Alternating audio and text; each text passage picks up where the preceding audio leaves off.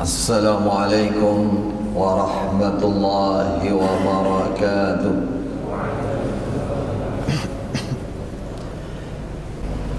Alhamdulillah, alhamdulillahilladzi amara bil adli wal ihsan wa harrama adh-dhulma wal 'udwan. Alhamdulillahilladzi harrama adh-dhulma ala nafsihi وجعله بين العباد محرما واشهد ان لا اله الا الله وحده لا شريك له واشهد ان نبينا وحبيبنا وقرة اعيننا محمدا عبده ورسوله انقذ الامه من الضلال وهدى الى اشرف الخصال أمر بالعدل وحذر من الظلم في الأقوال والأفعال صلوات ربي وسلامه عليه وعلى آله وأصحابه ومن سار على نهجه إلى يوم الدين وسلم تسليما كثيرا. أما بعد إخوتي في الله أيها المسلمون اتقوا الله تعالى وأطيعوه واعلموا أن خير الزاد التقوى واعلموا أن التقوى هو وصية الله لعباده في أمة الأولى والأخرى. عباد الله, hamba-hamba Allah yang dirahmati olehnya, marilah kita bertakwa kepada Allah Subhanahu wa taala. Pertahankan, tingkatkan, kuatkan ketakwaan kita kepada Allah Subhanahu wa taala. Karena ketakwaan adalah sebaik-baiknya bekal, secukup-cukupnya bekal kita menghadap Allah Subhanahu wa taala. Ingatlah bahwa ketakwaan adalah wasiat khusus, perintah istimewa yang diperintahkan oleh Allah kepada umat terdahulu maupun umat yang sekarang sampai hari kiamat. Bertakwalah wahai hamba Allah, dahulukan, utamakan, jaga ketakwaan, jangan sampai hilang dari hati dan keyakinan kita. Ibadallah, ittaqullaha ta'ala wa ati'u. Saudaraku yang dirahmati oleh Allah, Islam adalah agama kita. Islam mengajarkan kita agar menjadi umat yang rahmatan lil alamin, umat yang menebarkan kedamaian, menebarkan ketentraman, umat yang menebarkan kasih sayang, belas kasih kepada makhluk Allah, bahkan kepada semua alam. Kita dilarang membuat atau berbuat penganiayaan, berbuat keonaran, dan itu dilaknat oleh Allah Subhanahu wa taala.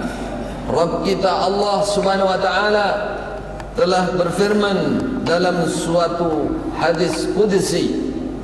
Allah berfirman, "Ya ibadi, wahai hamba-hambaku." Kita dipanggil dengan panggilan yang belas kasih. Kita dipanggil dengan panggilan yang penuh dengan rahmat. Ya ibadi, wahai hamba-hambaku, inni haramtu dzulma ala nafsi. Hai hambaku, aku telah mengharamkan penganiayaan terhadap diriku sendiri. Wa ja'altuhu bainakum muharrama fala tadhalamu. Aku juga menjadikan penganiayaan itu keharaman di antara kalian. Fala tadhalamu, maka janganlah kalian saling menganiaya. Begitu pula Nabi kita, Nabi Muhammad sallallahu alaihi wasallam, beliau dijuluki dengan Nabiur Rahmah, Nabi yang sangat belas kasih kepada umatnya, bahkan kepada semua makhluk. Beliau adalah suri tauladan tertinggi di dalam merahmati, menyayangi, dan tidak pernah sekalipun melakukan penganiayaan kepada siapapun. Rasulullah sallallahu alaihi wasallam mewanti-wanti, Rasulullah mengingatkan kita jangan sampai melakukan penganiayaan. Beliau bersabda, unsur akhak zaliman aw madluma. Kata Rasulullah, tolonglah selamatkan saudaramu, saudaramu muslim, saudaramu yang lain kamu selamatkan, baik dia zaliman atau madluma, apakah dia orang yang menganiaya ataupun orang yang teraniaya. Para sahabat Rasulullah sallallahu alaihi wasallam mengatakan, wahai Rasul, bahwa orang yang teraniaya pasti kami tolong dan kami mengetahui caranya menolong. Afara'aita idza kana zaliman kaifa ansuruh? Bagaimana pendapat engkau wahai Rasul, wahai Rasulullah, dengan orang yang menganiaya? Bagaimana cara kami menolong mereka wahai Rasulullah? Apa kata Rasulullah? Tahjuzuhu au tamna'uhu minadh-dhulmi fa inna dzalika nasruh. Saudaramu yang ingin menganiaya atau yang melakukan penganiayaan, cegahlah dia, halangilah dia, jangan sampai berbuat penganiayaan. Itulah pertolongan untuk saudaramu yang menganiaya. Saudaraku yang dirahmati oleh Allah, penganiayaan itu terjadi biasanya dari orang yang kuat kepada orang yang lemah, orang yang kaya kepada orang yang fakir, yang miskin, seorang penguasa kepada rakyatnya, dan seorang yang diberi kewenangan, dia akan menyalahgunakan kewenangannya merugikan orang lain. Itu kurang lebih peringatan dari Rasulullah sallallahu alaihi wasallam agar kita jauh dari pelanggaran, terutama penguasa. Seorang penguasa digambarkan dalam sebuah cerita ketika Rasulullah sallallahu alaihi wasallam mengutus Mu'adz ibnu Jabal hakiman sebagai juru hukum, sebagai wakil penguasa dari Rasulullah sallallahu alaihi wasallam di kawasan Yaman. Apa yang dipesankan oleh Rasulullah terkait dengan rakyat yang akan dia bimbing, yang akan dia kuasai? Rasulullah sallallahu alaihi wasallam mengatakan, ittaqi da'watal mazlum.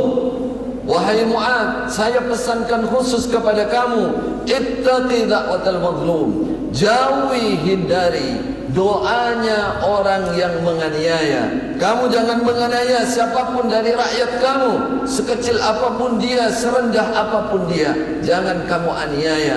Fa inna da'watal mazlum fa innaha laysa bainaha wa bainallahi hijabun. Karena doa orang yang teraniaya tidak ada aling-aling, tidak ada hijab antara dia dan antara Allah.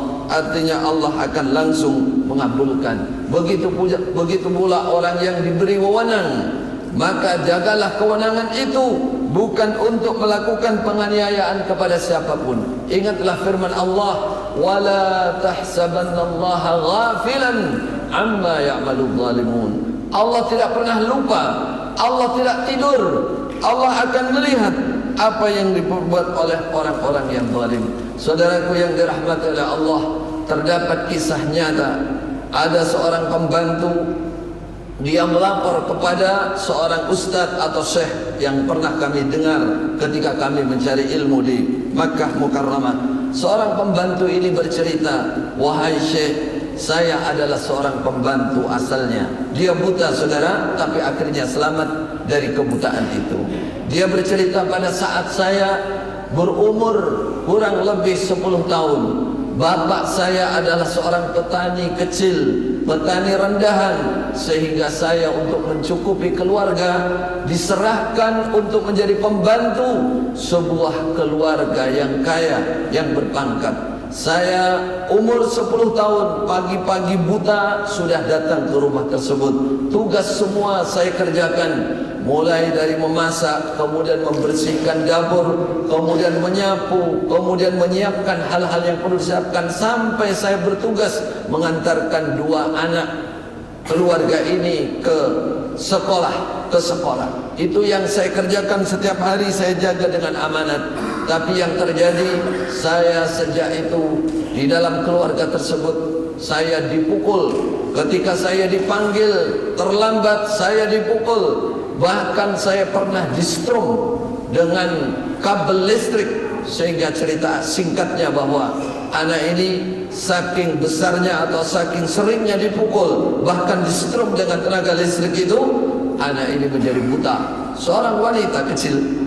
Kemudian dia diusir, dikeluarkan dari rumah itu dan dibiarkan dalam keadaan buta. Mereka sudah tidak mau lagi karena mereka merasa tidak ada manfaatnya menahan anak ini dan tidak bisa menjadi pembantu rumah tangga lagi karena matanya buta. 10 tahun atau mendekati 20 tahun setelah itu, anak pertamanya yang laki-laki sudah lulus kuliah, dia sudah bekerja, lalu dia menikah dengan seorang wanita yang sangat cantik pilihan mereka. Apa yang terjadi setelah itu? Anak pertama yang dilahirkan oleh anak laki-laki ini, inilah yang juga sering memukuli pembantu ini, lahir dalam keadaan buta.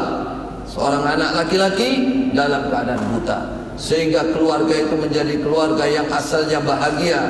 Mereka merasa senang, merasa tenang. Mereka terganggu dan mendapatkan kesusahan karena anak yang lahir dalam keadaan buta. Begitulah mereka berusaha, karena dokter memvonis bahwa istrinya sudah tidak mungkin hamil lagi. Mereka berusaha agar istri ini bisa hamil lagi dan melahirkan anak yang sempurna. Perjuangan mereka berhasil sehingga mendapati istrinya hamil lagi, kemudian melahirkan seorang bayi wanita yang sangat cantik. Mereka bangga, mereka bahagia, tapi mereka juga masih lupa dengan apa yang mereka berbuat kepada pembantu mereka.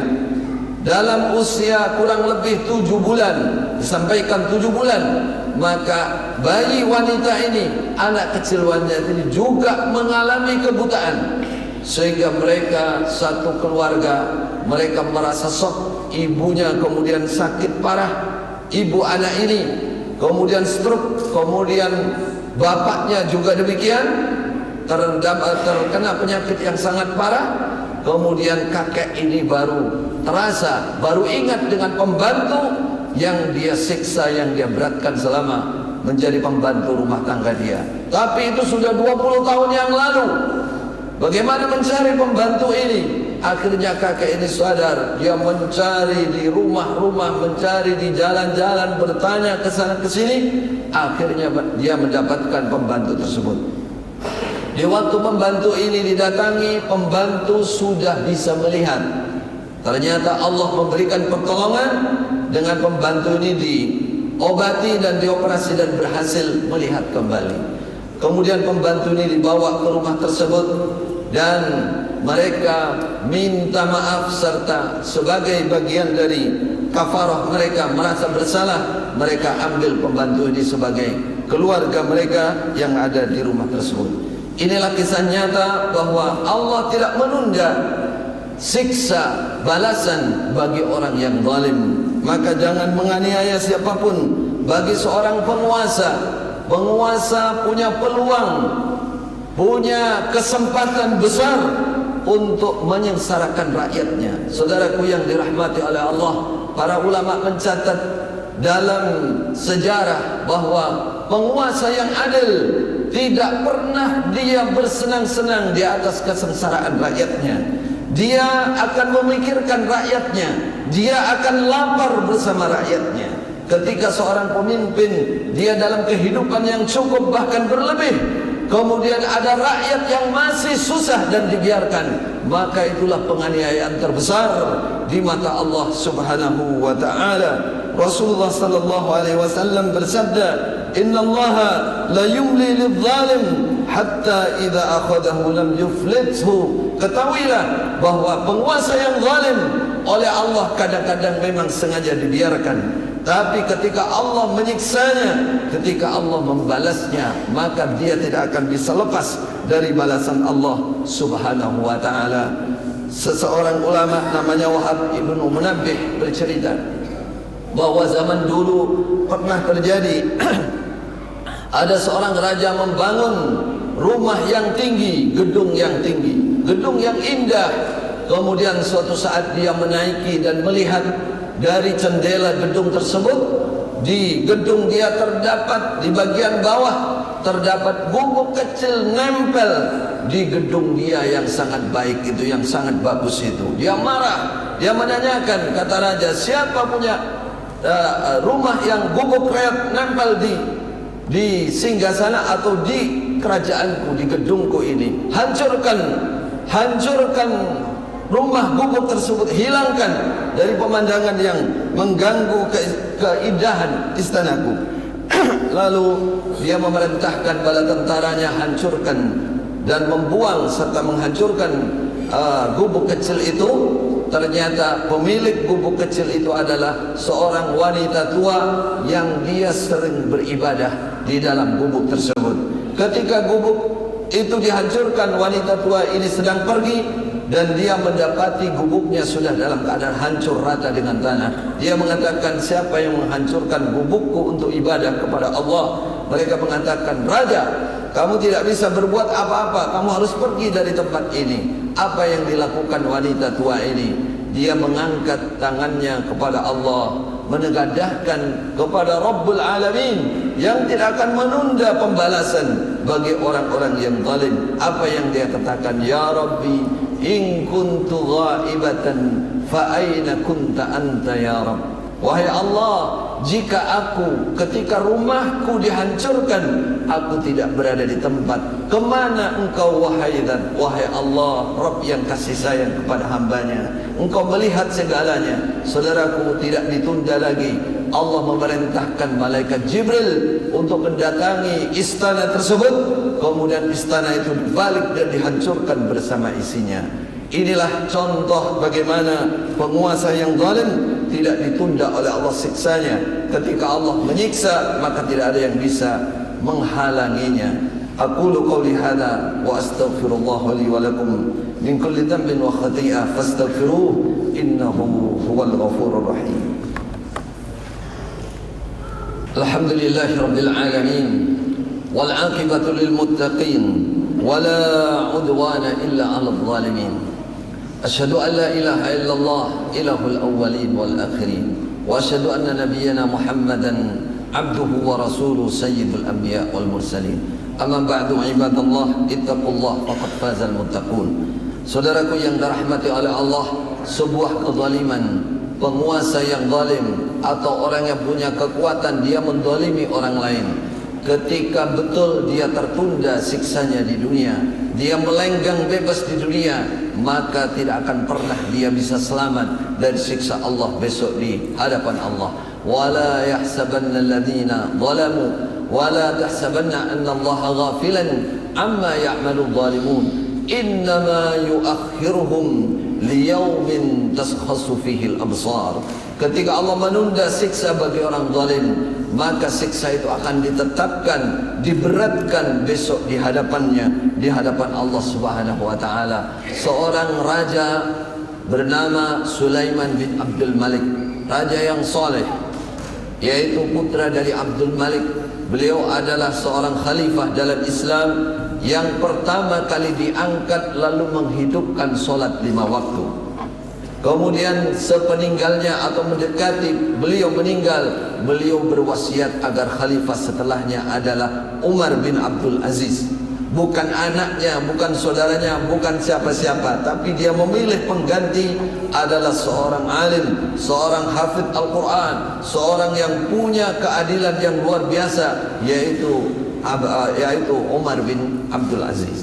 Saudaraku yang dirahmati oleh Allah, pernah suatu saat Sulaiman bin Abdul Malik dia sudah duduk di tempat mimbar untuk berkhutbah. Lalu ada seseorang di antara rakyatnya berdiri. Dia mengatakan, ya Sulaiman, ittaqillah wadhkur yaumal adhan. Berani rakyat ini mengatakan, wahai Sulaiman, Anda raja, ittaqillah, takutlah kepada Allah. Wattaqi yaumal adhan, takutlah pada hari adhan. Adhan dalam bahasa Arab adalah hari pengumuman, hari pemberitahuan, hari panggilan yang menakutkan, Sulaiman tidak langsung berdiri untuk khutbah, tapi dia turun dari mimbar. Kemudian dia bertanya, wahai rajul, Anda berhadapan dengan khalifah, Anda berhadapan dengan raja, saya penguasa, apa yang Anda maksudkan dengan yaumul adhan, hari pemberitahuan itu? Rajul ini mengatakan, wahai Sulaiman, wahai raja, baginda raja, ingatlah firman Allah, fa'adzana mu'adzinun bainahum al-la'natullah 'ala adh-dhalimin. Dia membacakan ayat fa'adzana mu'adhdhinun bainahum. Besok di hadapan Allah pada hari kiamat akan ada petugas khusus memanggil orang-orang yang zalim. Apa isi panggilannya? Apa isi pengumumannya? Al-la'natullah 'alal zalimin. Bahwa laknat Allah akan diberikan kepada orang-orang yang melakukan kezaliman. Lalu Sulaiman menangis dan dia mengatakan, wahai rajul, wahai rakyatku, penganiayaan apa yang Anda dapatkan dari saya? Dia mengatakan, bukan Anda, tapi wakil Anda. Dia telah mengambil tanah aku, sebagian dari tanahku. Dia aku sebagai tanah dia, atau tanah negara, atau tanah siapapun, padahal itu tanahku. Kemudian Sulaiman langsung menulis pesan kepada wakilnya bahwa berikan tanah orang ini sebagai haknya jika Anda tidak ingin balasan yang berat di sisi Allah Subhanahu wa ta'ala. Saudaraku yang dirahmati oleh Allah, besok para penguasa yang zalim dipanggil khusus, diumumkan khusus oleh Allah, ditantang oleh Allah Subhanahu wa ta'ala. Diriwayatkan dalam sebuah riwayat hadis bahwa Allah besok akan melipat langit dengan tangan kanan dan melipat bumi dengan tangan kiri. Kemudian Allah memanggil, ainal jabbarun, ainal jabarun, mana penguasa-penguasa yang zalim di muka bumi, tampakkan wajahmu, mana anda sekarang? Dalam riwayat disebutkan bahwa al-jabbar, orang-orang penguasa yang zalim, yang suka berkhianat, yuhsyaruna ala surati dzar, besok akan dikumpulkan oleh Allah. Dia mengecil sebagaimana semut, sehingga dia diinjak-injak dan dihinakan di hadapan Allah Subhanahu wa ta'ala. Tidak cukup itu saudara, ketika semua manusia berbaris untuk melewati siratal mustaqim, jembatan menuju surga, ada panggilan yang begitu mengerikan dan dahsyat. Dia mengatakan, ainal jababira, mana penguasa-penguasa yang sombong, mana penguasa-penguasa yang congkak, mana penguasa-penguasa yang zalim. Innallaha qad halafa alla yujiza hadhihi surat zalimun. Allah sudah bersumpah tidak akan mampu melewati sirat jembatan jahanam ini seorang yang pernah menzalimi orang lain, seorang yang pernah menzalimi orang lain. Hadza wallahu a'lam. Wa salli wa sallim ala nabiyyikum nabiyyir rahmati wal huda kama amarakum bidzalika rabbukum biqaulih innallaha wa malaikatahu yusalluna 'alan nabi ya ayyuhalladzina amanu sallu 'alaihi wa sallimu taslima. Man shalla 'alayya marratan wahidah sallallahu 'alaihi biha ashra. Allahumma salli wa sallim ala abdika wa rasulika Muhammad sahibil wajhil anwar wal jabil al azhar wal khalqil akmal warda Allahumma 'anil arba'atil khulafa'ir rasyidin alladhina qadaw bil haqqi wa bihi kanu ya'dilun Abi Bakr wa Umar wa Uthman wa Ali wa anis sittatil baqin minal asratil kiramil barara wa an ashabi nabiyyika ajma'in وعن التابعين لهم بإحسان إلى يوم الدين وعنا معهم بعفوك ومنك وكرمك وجودك وإحسانك يا رب العالمين. اللهم أعز الإسلام والمسلمين، اللهم أعز الإسلام والمسلمين وأذل الشرك والمشركين ودمر أعداء الدين برحمتك يا أرحم الراحمين. اللهم اجعل هذا البلد بلدا آمنا مطمئنا وسائر بلاد المسلمين. اللهم ارزقنا إماما عادلا رحيما لرعيته برحمتك يا حي يا قيوم. اللهم أعنا على ذكرك وشكرك وحسن عبادتك. ربنا ظلمنا أنفسنا وإن لم تغفر لنا وترحمنا لنكونن من الخاسرين. ربنا آتنا في الدنيا حسنة وفي الآخرة حسنة وقنا عذاب النار. أقم الصلاة.